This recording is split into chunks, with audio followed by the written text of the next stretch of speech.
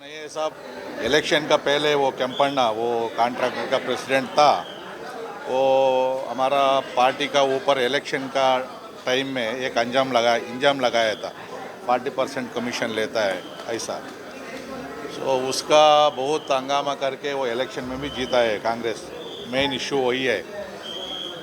अभी कल नागमोहन दास कमेटी वो सबमिट किया है, अभी तक मालूम नहीं अंदर क्या है।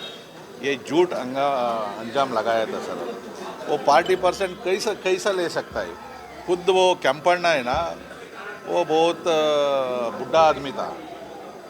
वो टाइम में वो कॉन्ट्रैक्ट भी नहीं करता था।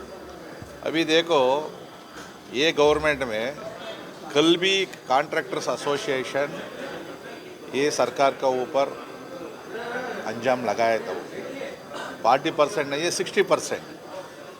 इंक्वायरी करो उसमें क्या है, कैसा 40% ले सकता है? अभी समझो 100 रुपीज़ का काम करने का 40% वो लेता है तो उनका प्रॉफिट कितना है?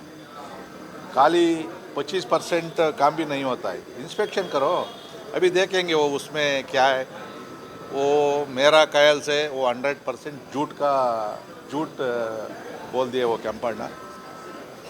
और रिपोर्ट में क्या है अभी तक मालूम नहीं है। वो सबमिट करने के बाद हम definitely we are discussion in budget assembly and outside definitely. Sir, आपने असेंबली में रंजना राव के केस के बारे में मुद्दा उठाने के बाद अभी कर्नाटका गवर्नमेंट सीआईडी को जो ऑर्डर किया था उसको वापस ले लिया था।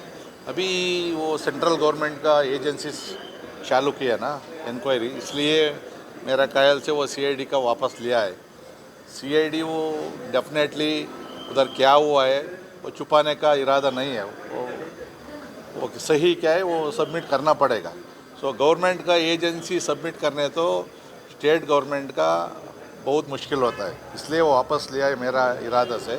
अभी सीबीआई और सेंट्रल एजेंसी वो इंक्वायरी चालू किया है, ED even income tax. Definitely इसमें कुछ पॉलिटिशियंस और कुछ बड़ा नेता फंस होता है। चीफ मिनिस्टर चेंज करने के कॉन्ट्रोवर्सी के ऊपर कल सिद्धरामैया ने कहा है कि वही 5 साल चीफ मिनिस्टर बनेंगे, उसके बाद भी कांग्रेस पावर में आए तो वही पावर में रहेंगे करके कहा। ऐसा उनका विश्वास है। बाद में अब देख रहे हैं रोज़ वो सीएम चेंज करने का वो ब्रेकफास्ट और डिनर का चलता रहता है। वो इंटरनल प्रॉब्लम है, वो रहने दो और चेंज करो, हमको कुछ नहीं होता है। Thank you.